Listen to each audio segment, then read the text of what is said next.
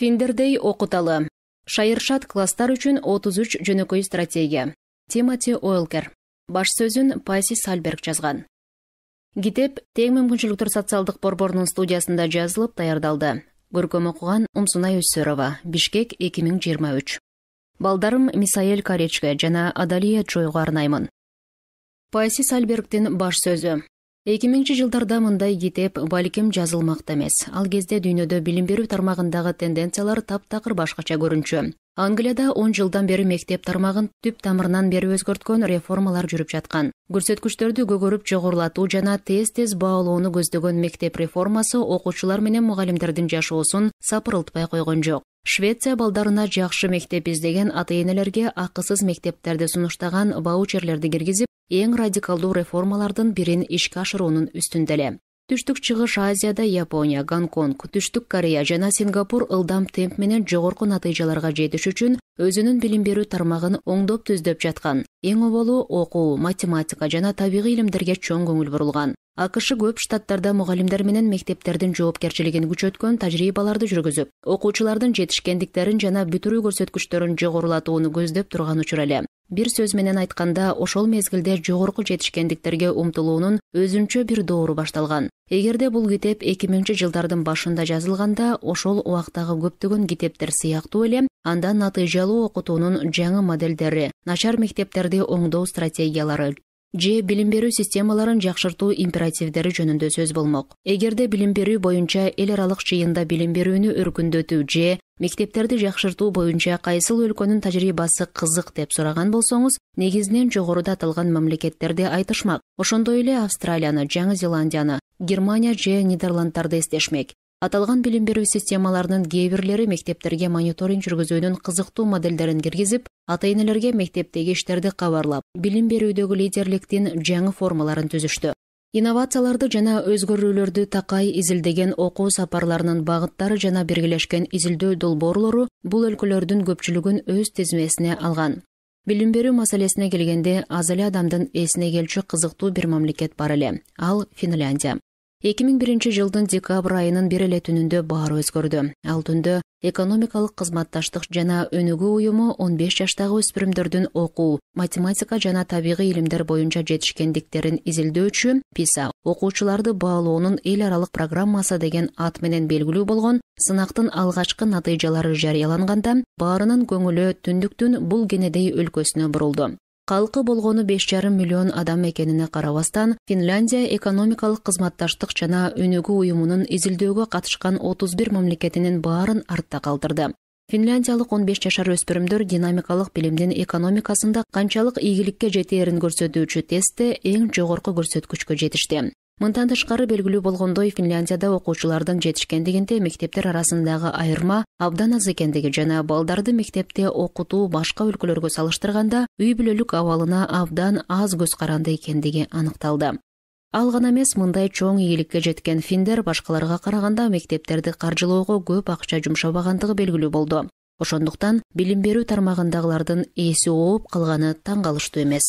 Финляндиянын күтүлбөгөн жерден чоң оюнчу болуп чыга келишине таң калгандар жалгыз эле дүйнөлүк билим берүү коомчулугу жана массалык маалымат каражаттары эмес болчу. Ошондой эле Финляндиянын өзүндөгү жетекчилердин, окумуштуулардын жана эксперттердин арасында да дендароо болуп калгандар бар эле. Фин окуучулардын эл аралык стандарттар боюнча өзгөчө жетишкендиктерин эч ким жакшылап түшүндүрүп бере албачудай болуп көрүнгөн. 2001-жылдын декабрына чейин 1971-жылдарда ачылган Финляндиянын 9 жылдык мектептери фин коомунда туш тараптан тынымсыз катуу сынга алынган. Жогорку орто мектептер менен университеттер бул жаңы мектепти билим деңгээлин бара-бара түшүрүп жатат деп күнөөлөшкөн. Нааразылыктын бул хоруна кээ бир жумуш берүүчүлөр да кошулуп, жаш муундар жумуш этикасын өздөштүрбөй, оор иштен качып, беленге тап болуп өсүп жатат деп чыгышкан. Ошондой эле кээ бир ата-энелер да жалпы билим берүүчү мектептерде өтө жөндөмдүү жана таланттуу балдардын өз дараметин толук ачууга мүмкүнчүлүгү жок деп эсептешкен. Алар берген сунуштар дүйнөнүн башка бөлүгүндө жасалып жаткан иштин имитациясы гана болгон. Сунуш кылынган реформалардын тизмесинде жогорку стандарттарды түзүү, окуучулардын жетишкендиктери жөнүндө ата-энелерге көбүрөөк маалымат берүү, ата-энелерге тандоо мүмкүнчүлүгүн көбөйтүү жана таланттуу балдар үчүн атайын мектептерди түзүү болгон. Мындай каршылык маанай 2001-жылдын декабрынан кийин өчө баштады. Балким пиза болбогондо бул китепте жарык көрмөк эмес. Албетте чет элдиктердин арасында биздин билим берүү системабызга окмуштай кызыгуу жаралып, миңдеген суроолор пайда болду. Финдер өздөрү мектептеринин мындай ийгиликтерине кандай көз карашта жана кандайча түшүндүрөт? Көптөгөн финдер башка өлкөлөрдөгү курдаштарына караганда фин окуучуларына жакшы окууга мүмкүндүк берген 5 элемент бар деп эсептешет. Алардын 4-өө түздөн-түз мектеп, анын мандаты менен байланышкан. Ал эми бирөө балдардын мектептен тышкаркы турмушуна тиешелүү. Бирок татаал социалдык системаларда болуп жаткан нерсенин себебин түшүндүрүүдө дайыма кайсы бир деңгээлде бурмалоо болот жана эч качан 100% ишенимдүү болбойт. Биринчиден, биздин мекендештер балдар 7 жашка толгондо бара турган жалпы билим берүүчү мектеп бардык балдар үчүн бирдей шарт түзүп, адилеттүү теңдик үчүн пайдубал түптөйт деп эсептешет. Фин мектептериндеги окуу программалары бардык сабактарды тегиз камтып, бардык балдарга көп кырдуу инсандык тараметин жана талантын өстүрүүгө мүмкүндүк берет. Финляндияда жеке менчик мектептер менен жана мектептердин өзүнүн ортосунда таандаштык жок. Бардык мектептер шаар же айыл болобу жакшы окутууга милдеттүү. Финляндиядагы окуучулардын көпчүлүгү жөндөмүнө жана социалдык экономикалык абалына карабай аралаш класстарда окушат. Акыркы 40 жылдын ичинде мындай инклюзивдүүлүк духу мугалимдердин жана ата-энелердин оюн калыптандырды. Азыр алар эгерде жетиштүү колдоо болсо, ар бир окуучу мектепте керектүү билим алат деп ишенишет. Натыйжада мектепте балдардын бакубатчылыгына, ден соолугуна көңүл буруу бүткүл өлкө боюнча мектептик билим берүүнүн негизги максаты болуп калды. Экинчиден, ар түрдүү окуучулар окуган класстарда ийгиликтүү сабак өтүү үчүн 1970-жылдарга чейинки мугалимдерге караганда даярдыгы күчтүүрөөк мугалимдер керек экендигин биз эрте түшүндүк. Натыйжада мугалимдерди даярдоо иши педагогикалык колледждерден илим изилдөө жүргүзгөн университеттерге өткөрүлгөн. 1980-жылдардагы жогорку билим берүүнү реформалоонун алкагында Финляндиядагы башка адистер сыяктуу эле мугалимдерге да магистратуранын программасын окуп бүтүрүү талабы коюлду. Ошондуктан кечээ жакында окууну бүткөн мугалимдер өздөрүнүн мектептеги тажрыйбалуу кесиптештерине караганда балдар психологиясы, педагогика, коррекциялык билим берүү, дефектология, сабак берүү дидактикасы жана окуу жараянын уюштуруу боюнча көбүрөөк билимге ээ. 1990-жылдарда мугалимдер өздөрүнүн окуу программаларын иштеп чыгууга, окутуунун бир топ натыйжалуу усулдарын тандоого, окуучуларын баалоого, өздөрүнүн кесиптик өнүгүүсүн өз алдынча багыттоого милдеттүү болушкан. Финляндияда мугалимдердин кесипкөйлүгүн тынымсыз өнүктүрүү мугалим менен мектепке күчтүү ишенимди жаратып, бул өз кезегинде алардын аброюн көтөрүп, жаш финдердин арасында мугалим болууга кызыгуу күч алды. Үчүнчүдөн, биз бардык мектептерде балдардын бакубатчылыгын, ден соолугун караганга туруктуу механизмдерди түзүүнү чечтик. Негизги максат үйдө ден соолукту караганга базалык шарттын жоктугу окуучулардын жетишкендигине кедерги болбойт деген кепилдик эле. Бул колдоо системасынын негизи болуп, билим берүүгө байланышкан көйгөйлөр мүмкүн болушунча эртерээк аныкталууга жана чечилүүгө тийиш деп эсептеген атайын билим берүүнүн жаңы түзүмү болгон.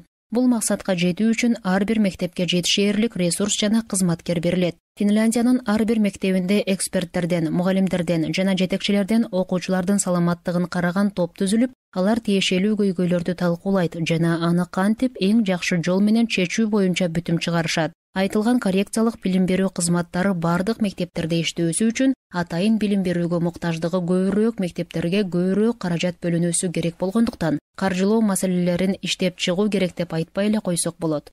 Бул Финляндияда билим берүүдөгү жалпы системалык күчтүү адилеттүү теңдик үчүн маанилүү негиз түзгөн. Төртүнчүдөн, билим берүүнүн ортоңку деңгээлдеги мекемелерин, башкача айтканда мектептерди жана жергиликтүү билим берүү органдарын башкаруу тажрыйбалуу жана квалификациялуу педагогдордун колунда болушу керек деп эсептейбиз. Албетте, мектеп директору өзү жетектеген мектепте сабак бергенге жарагдай болушу керек. Мектеп жетекчилери ошондой эле жамаатты жана билим берүү мекемесин жетектөөгө компоненттүү жана татыктуу болуш керек. Финляндиянын мектептеринде анчалык чоң иерархия жок. Директорлордун көпчүлүгү жетекчилик милдетин аткаруу менен катар окуучуларга сабак да өтүшөт. Мындай учурда мектеп жетекчилери класстарда болуп жаткан иштер менен да түздөн-түз кабардар болуп турат. Биз байкагандай, мугалимдер класста болгон ишти өздөрү көрүп билген кесиптеши жетектеген мектепте сын пикирди жеңил кабыл алат жана өз көйгөйлөрүн ачык айтып талкуулашат. Финляндиянын мектептеринде лидер бул мугалимдер, а мугалимдер бул лидерлер экендигин мен өз китебимде айткан элем. Бешинчиден, окуучулардын мектептеги окуусуна алардын класстан тышкаркы жашоосу түздөн-түз таасир этпей койбойт. Башка өлкөлөргө салыштырмалуу Финляндияда окуучунун үй бүлөлүк абалы анын окуудагы жетишкендиктерине анчалык көп таасир этпесе да, алар мектептен тышкары убакта эмне менен алек болгондугу маанилүү маселе. Андыктан балдар жана жаштар боюнча так саясат, мектептен тышкаркы билим берүүчү ар түрдүү бирикмелердин жеш тармактары, клубдар жана уюмдар менен биргеликте балдардын бакубатчылыгына, ден соолугуна жана социалдык капиталына оң таасир этип, алардын мектепте окуусуна айтылгандардын баары көмөк көрсөтөт. Финляндияда 15 миллион мүчөнү бириктирген 100 миңге жакын өкмөттүк эмес уюм бар. Бул деген финдер жумуштан жана мектептен тышкары ар кандай иш-чараларга активдүү катышат дегендик. Фин жаштарынын 5-3 бош убактысында кандайдыр бир коомдук иш менен алектенет. Бул бирикмелердин көпчүлүгү спорт, көркөм өнөр жана маданий иш-чараларды сунуш кылышат. Мындай уюмдарда жаштар кошумча билимге жана көндүмгө ээ болушат. Фин жаштарынын 90% мектептен тышкары жок дегенде бир хоббиси бар экендигин билдирсе, бул алардын мектептеги жетишкендиктеринде белгилүү бир роль ойногондугунан кабар берет. Балдардын генже курагында жалпы өнүгүүсү жана аларды кароо, мамлекеттик саламаттыкты сактоо системасы жана мамлекеттик китепканалар тармагы мектептин ишине колдоо көрсөтүүчү факторлор болуп эсептелет. Башка өлкөнүн билим берүү системасынын кандай иштей турганын, анын ичиндеги жана сыртындагы ар түрдүү элементтери түпкү натыйжаларга кандайча таасир этээрин чет элдиктер түшүнүүсү кыйын. Ошондуктан өзүң анын бир бөлүгү болбогон башка билим берүү системасын түшүнүү абдан кыйын болот. Мектептерге байкоо жүргүзүү жана эксперттерди угуу үчүн бир жумага келип кетүү менен Финляндиянын билим берүү системасын жеткилең түшүнүү оңой болбойт. Чындап түшүнгүңүз келсе, Фин мектебине мугалим болуп кирүү керек. Тим Уолкер ошон үчүн өзү келип Фин мектебинде иштеп, уникалдуу тажрыйба топтоду. Биздин өлкөдө бир нече жыл жашап иштеген үчүн ал финдердин маданиятын жана анын билим берүү өзгөчөлүктөрүн жакшы билип, терең ачып көрсөтүүдө. Мен Тимге ал үй бүлөсү менен Бостондон Хельсинкиге көчүп келгенден кийин көп өтпөй жолукканмын. Экөөбүз Фин мектептеринин кадимки америкалык мектептерден болгон айырмачылыгы жөнүндө бир нече жолу маек курганбыз. Мен анын 5-классы жөнүндө айткандарын угуп суктанчумун. Ал Финляндияда Рессу жалпы билим берүүчү мектебинде мугалим болуп иштеген. Ал жерде эл аралык бакалавриат программасы да бар эле. Мен бул мектепке көп барган үчүн жакшы билчүмүн, бирок Тим аны өзүнчө бир башка кырынан көргөнү мага кызык болду. Ал жөнүндө ушул китептен өзүнчө окуй аласыздар. Фин мектептерин айырмалаган маанилүү практикалык аспектилерге чоочун адамдын көз карашы абдан пайдалуу болот. Менин баамымда бул ишти Тимден башка эч ким жакшы жасай алмак эмес.